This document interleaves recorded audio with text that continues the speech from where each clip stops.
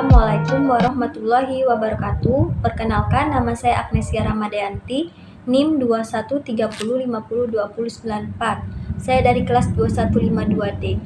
Dosen pengampu Ibu Hartika Utami Fitri pada mata kuliah Manajemen Diri. Di sini saya akan menjelaskan secara singkat mengenai konsep manajemen stres. Adapun konsep manajemen stres yang akan saya bahas di sini yaitu pertama itu tentang pengertian stres, kemudian yang kedua itu ada faktor-faktor yang menyebabkan stres, dan yang ketiga itu ada manajemen stres, dan yang keempat itu ada hubungan antara manajemen stres dengan kesuksesan studi.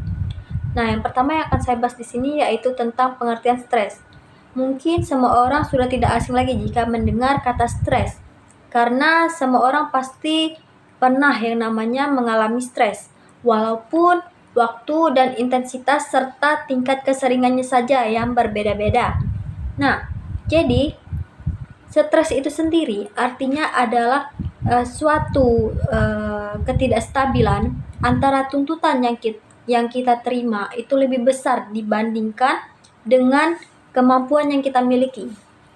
Jadi, apabila tuntutan yang kita terima itu lebih besar dari kemampuan yang ada pada diri kita, itu bisa menyebabkan diri kita menjadi stres. Nah, adapun faktor-faktor yang menyebabkan stres di sini itu ada dua. Itu ada faktor dari dalam dan yang kedua itu faktor dari luar. Faktor dari dalam itu bisa berupa faktor biologis, seperti faktor genetika. Seperti misal contoh seorang ibu yang sedang mengandung, tetapi dia itu mengonsumsi seperti kayak alkohol, kemudian itu obat-obatan, racun. Nah, itu semua itu akan merusak perkembangan janin yang ada dalam kandungannya. Akibatnya, ketika dia melahirkan, kemungkinan jadi bayi yang ada dalam kandungan itu akan mengalami kecacatan ataupun tingkah laku yang abnormal. Nah, itu yang akan menyebabkan stres. Nah, adapun yang kedua itu faktor dari luar. Faktor dari luar ini dapat berupa faktor lingkungan. Bisa berupa lingkungan keluarga, bisa teman, lingkungan sosial. Nah, bahkan ketidakharmonisan di dalam keluarga itu juga dapat menyebabkan stres. Adapun manajemen stres di sini, manajemen itu sendiri artinya adalah mengatur atau juga bisa mengelola, mengendalikan. Nah, jadi manajemen stres itu sendiri artinya adalah pengendalian atau pengolahan ketidakstabilan di dalam mengendalikan tuntutan yang lebih besar dari kemampuan diri kita. Nah, adapun beberapa cara yang dapat kita lakukan untuk mengendalikan stres. Nah, cara-caranya itu antara lain seperti berkonsentrasi, kemudian itu dengan cara istirahat yang cukup, kemudian melakukan percakapan kalbu, kemudian itu ada juga dengan memanajemen waktu.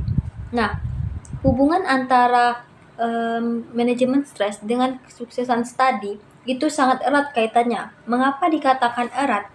Dikarenakan apabila kita bisa mengendalikan stres, maka kita bisa mengubah suatu tekanan yang ada dalam diri kita itu menjadi sebuah motivasi untuk mencapai kesuksesan.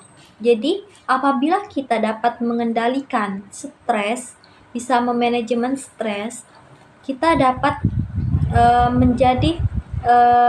kita dapat meningkatkan belajar kita, motivasi belajar kita agar menjadi semakin meningkat. Nah, begitupun sebaliknya, apabila kita tidak bisa memanajemen stres, itu akan mempengaruhi belajar kita, sehingga belajar kita itu akan semakin menurun. Itulah sebabnya mengapa manajemen stres dengan kesuksesan studi itu sangat erat kaitannya. Nah, mungkin itu saja yang dapat saya sampaikan. Lebih dan kurang saya memohon maaf. Kepada Allah saya memohon ampun.